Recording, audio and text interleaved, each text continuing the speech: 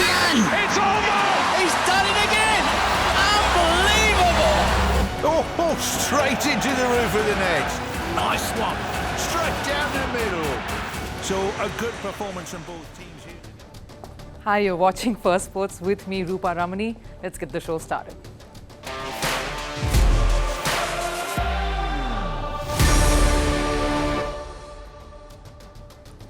Right on the show today, the Australia versus South Africa game at the ICC Champions Trophy was washed out.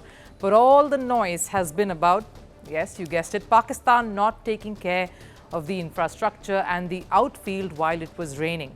What was the fuss about, and how does the abandoned game now affect the group qualification scenarios? Verdict was delivered in the Rubiales case, but that has left Spain fuming. There is anger in the country, even as both Rubiales and Hermoso are set to appeal the decision. Will the second verdict be any different? And Lionel Messi is at it once more, but this time it is a physical encounter. He roughed up an opposition coach during an MLS game.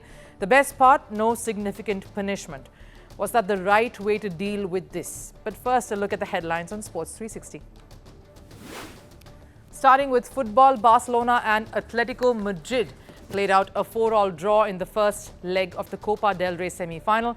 Atletico took the lead initially with 2 quick goals. Barcelona bounced back with 4 goals in 55 minutes. Despite leading 4-2 until the 84-minute mark, Atletico salvaged a draw in stoppage time. In Saudi Arabia, Al Nassr beat Al Wahda 2-0 in a Saudi Pro League match. But the game had a delayed start, with the Al Nassr side arriving 9 minutes late due to traffic. After scoring in the win, captain Cristiano Ronaldo apologized to his fans for keeping them waiting. In the Women's Premier League, Delhi beat Gujarat by 6 wickets in the group stage match to go top of the points table. Put into bat first, Gujarat posted 127 after Marizan Cup took 2 wickets. In reply, Jess Jonathan led the Delhi attack to chase down the target in 15 overs. Moving to tennis, British tennis star Emma Raducanu will be offered extra security if she decides to play at the Indian Wells. This comes after Raducanu was stalked by a fan in Dubai. The organizers have promised 5 extra security guards, and the security arrangements will be overseen by a former Secret Service agent. And summing it up with news from Formula One, Australian Grand Prix organizers have lifted the ban on fans entering the Albert Park track in Melbourne. The practice of fans being allowed to walk along the track post the race was banned last year following a crowd invasion incident in 2023.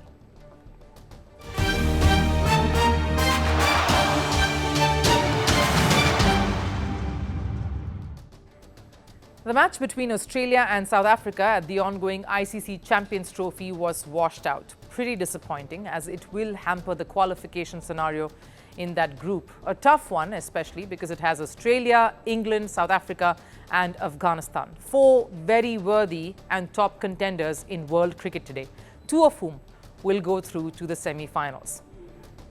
But before I get to just how it will affect the qualification and what that group looks like post this washout, let me bring you some strong reactions that came in after that game was called off.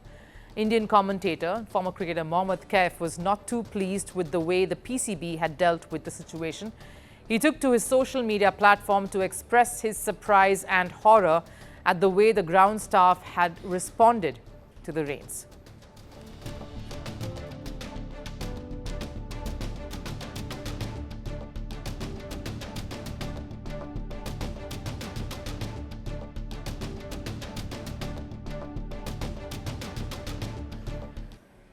As was observed by the constant updates that we were getting, and also speaking to some of the commentators who were present there, I gathered that the rain did not stop entirely at any point till it was called off, the match was called off. Though it was not heavy, just a drizzle, and possibly a heavy drizzle momentarily.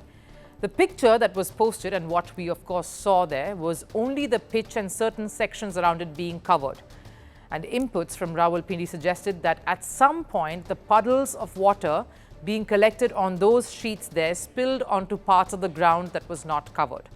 The commentator here was livid at Pakistan not taking the right precautions in maintaining the grounds during the rains.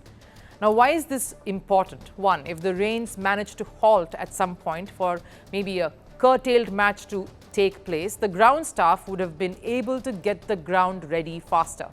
Sheets would have protected the outfield as well, which means not much work would have gone into sopping up all the moisture and getting it ready for the match. Also ensuring the outfield would not be slippery, which would only put players in danger of picking up any niggle while fielding. Two, let's say the rains do not abate at all, which is what happened till they called the match off. You have a relatively easier task of prepping the outfield and the ground for the next match that is scheduled. In fact, in a day, that's tomorrow. Of course, the larger point that the commentator here was trying to make is the upkeep of a stadium that ICC invested a lot on just to get ready and renovated in time for the tournament.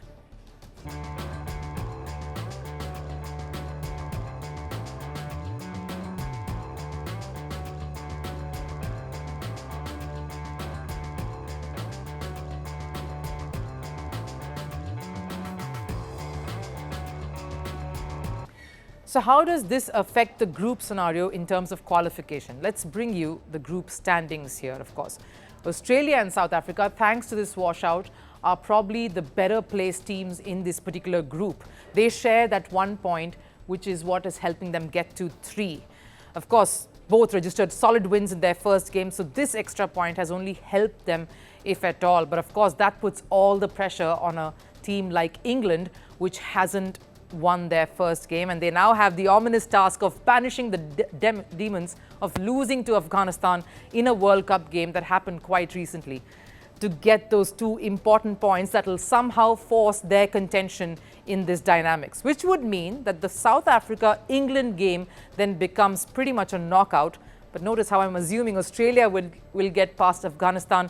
That isn't all too certain either. Remember how close the Afghans ran the Aussies during the 2023 ODI World Cup game. But you see how a washout has impacted what the outcome of this group would be like.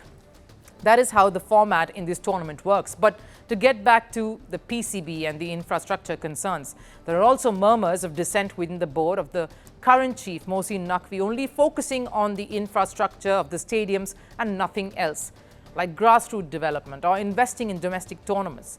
Ironical, as the board that focused so much on getting this stadium renovated and refurbished is now being condemned for the way they have taken care of it during the tournament. But this washout, almost giving deja vu feels, flashes of the matches in Florida getting washed out last year during the T20 World Cup, and again receiving flack for not doing enough to prevent the rains from affecting the grounds. That is what comes to mind here. Either ways, what this abandoned game has done in Rawalpindi is it has inadvertently made this group all the more interesting.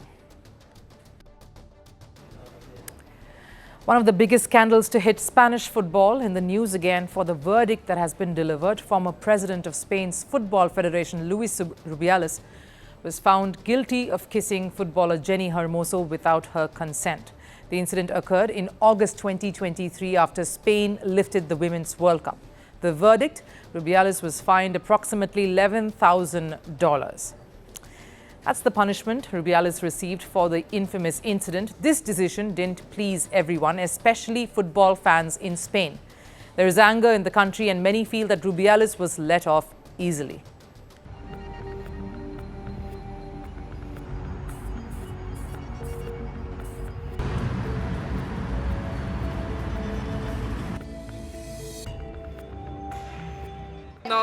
It's not a real price for what he did to, not only to Jenni, but also to women's football. I think that would have best if it had more, I don't know, a bigger sentence. No matter how much impact it has all fallen short, and it is becoming clear that something is wrong with the system. While Spain is raging, captain of the Spanish women's football team saw the other side to the long drawn-out affair. She said this punishment, whatever it was, sets a precedence. It was a step towards correcting a wrong. I feel that the sentence has set a precedent for these types of situations, sexual aggression. It is a positive. I think the whole team feels this way. I don't want to speak only about footballers. I think this happens in other jobs and at anyone's job. So I hope this case helps anyone who is going through these Tenemos que things. respetar la justicia, pero sobre todo me gustaría quedarme con que el Spain's most decorated footballer and current Ballon d'Or winner Aitana Bonmati points out exactly why the Rubiales case was so important. It wasn't just about football, nor was it about workplace culture in Spain. It held global significance, one where Rubiales has been used to set an example for nothing of such sort to ever happen again. But when they announced the punishment, a penalty as low as $11,000, many felt this did not exactly weigh up to the level of offence. Think about it, the minimum wage a footballer earns while playing in La Liga is around $13,000 a month. Rubiales' penalty, $11,000. What the punishment by the Spanish court says here is kissing Hermoso without consent was the wrong thing to do, and Rubiales had to pay for that, even though he continues to deny it. $11,000, and you can be let off the hook. Now, there's more to it. The trial was not just about the kiss. Hermoso's camp even accused Rubiales and 3 other members from the Spanish Football Federation of coercion. When the matter escalated back then, Rubiales and the World Cup winning coach Jorge Vilda had allegedly even forced Hermoso to admit the kiss was consensual. But none of them were found guilty of this, so no sentence related to this. tenemos que respetar la justicia. Personally, I was surprised there wasn't a sentence related to coercion, which was evident. And from here, we have to respect the justice system. Contentas porque además de And maybe we haven't seen the end of it yet, because Rubiales continues to maintain that he felt the kiss was consensual and just happened in the moment. Que después de marcar un gol, When an extraordinary situation like this happens, it happened with my football team mates after scoring a goal. I remember when I played for Levante, and we won at the Bernabeu, that was an extraordinary situation we did it. And it happened in other occasion too. del cuarto de baño en el rellano, yo estoy en la primera fila, y en el rellano He still feels it was the World Cup winning moment that led to the kiss. Now let's give him the benefit of the doubt for just a moment here. Even so, isn't he meant to be responsible for his own actions? Why blame a historic win, an iconic moment, as the reason for his actions? It's absolutely incomprehensible, the abuse of power that happened. It's very sad that justice is so dysfunctional. In the end, I don't know if we can change the reality of things, but at least reflect on it. And like this, ask for more action from the people who are supposed to right the wrongs. Hermoso is seeking a prison term for Rubiales and is expected to appeal the decision. But will the justice system think otherwise the next time? Despite Spanish football going through an overhaul since the incident, is there any guarantee that the second verdict will be any different from the first? Lionel Messi's America edition is proving to be more than just about football. With the added touch of footballing brilliance, there is drama, chaos, controversies, and now physical fights. And it's not the influencer turned boxer Logan Paul challenging Messi for about to settle a lawsuit. Messi actually got physical with an opposition coach after New York City held Inter Miami to a 2-2 draw in MLS over the weekend. Messi was seen grabbing the neck of a New York City support staff member. And this wasn't the only altercation in the game. His teammate Luis Suarez too got into a similar clash. The 2 stars, though, were let off with just fines for their behavior. Our next report tells you more. Ever since Lionel Messi arrived in America, we've seen a different side to the Argentina footballer. While there's still the old Messi on the pitch who's doing his tricks and scoring for fun, the new version has indulged in a series of controversies off it. The footballer has managed to upset fans in China, America, France, Mexico, and Peru. And while there was a massive outcry over each of the incidents, not once was the Argentine held accountable. But he really couldn't get away entirely in the latest episode. Messi has been penalized for grabbing the neck of New York City's assistant coach Mehdi Balouchi twice.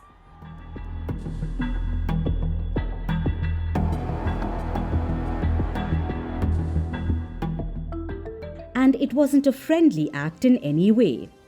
It looked like Lionel Messi was intimidating the NYC coach after the 2-2 draw. And not having witnessed Messi lose his cool this way before, the NYC assistant coach looked visibly confused and he just walked off without any reaction.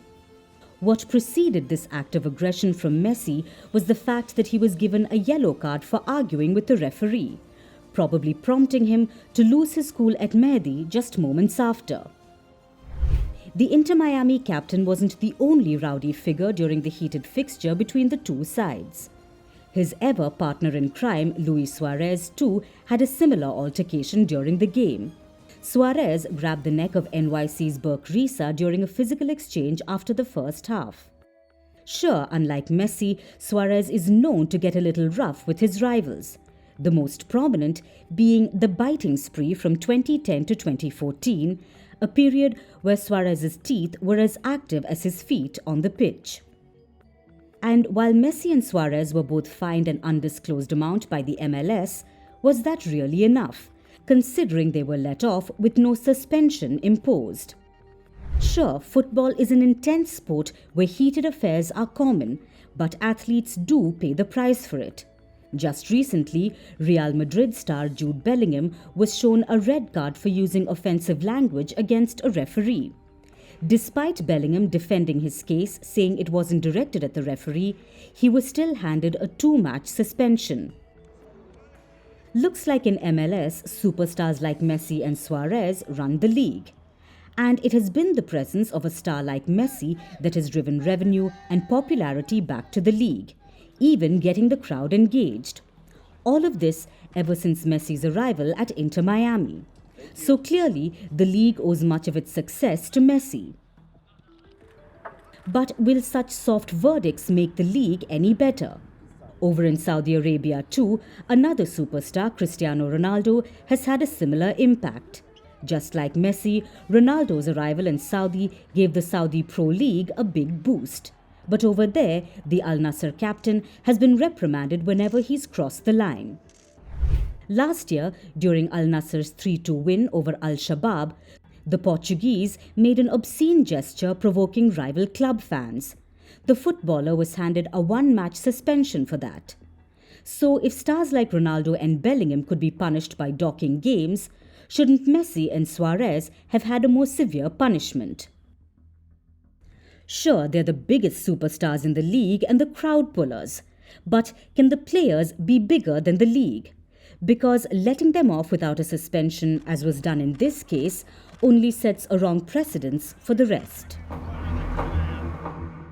Time for last serve. Even as scrutiny on Red Bull and Max Verstappen continues, the defending champion tested out the new Red Bull car in Bahrain. This year, of course, he'll be gunning for a possible 5th consecutive world title. Take a look.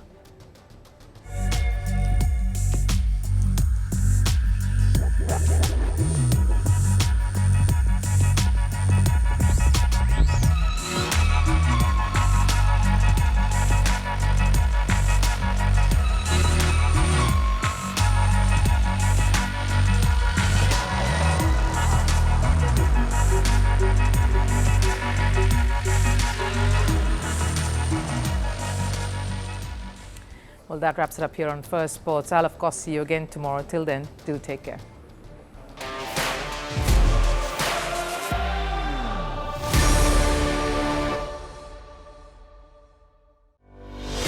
Merci beaucoup. Hi, how are you? Very well, thank you. Thank you for being here. Namaste, Mr. President. Bharat Kelogon, Komeri Namaste. How many people generally follow you in interviews? Typically, in a month, we have viewers up to 150 million. That's more than twice the population of France. And in the last 2 years, we had 3 billion viewers. So I say, Lohon, this is your chance to be famous. You're on Firstpost.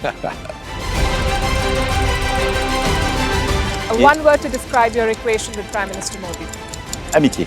As India and France work together, are you creating a new era of non-alignment in the technology space? India is a training superpower. 1 million engineers a year, more than all of Europe and the US combined. So we have that partnership. We have a partnership on the environment and the economy. We also have civilian nuclear programs. And that is something we've developed far beyond the France-India relationship. So we want to work together on AI. And then comes China with its DeepSeek, creating models at a fraction of the cost. Did that innovation take you by surprise? Did that breakthrough make you sit up and think, what did the Chinese do and how? But what did DeepSeek do? They took everything that was already available from the last AI model and then they recalibrated it. So are you going to ban Chinese AI in France? So we don't have this American approach of banning tech because of where it comes from.